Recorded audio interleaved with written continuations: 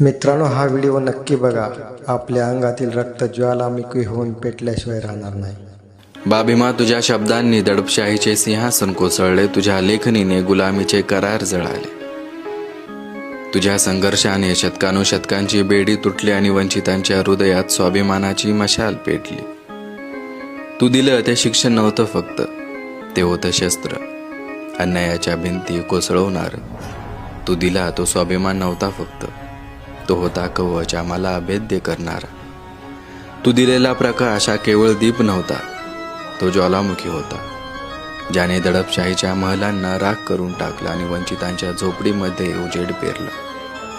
तू फक्त आमचा तारणहार नाहीस, तर आमचं अस्तित्व आहेस. तू केवळ इतिहास नाहीस, तर भविष्य घडवणारा शाश्वत ज्वालामुखी आहेस. तू केवळ व्यक्ती नाहीस, तर काळाच्या पलीकडचा अमर विचार आहेस. तू फक्त आमचा आजचं बळ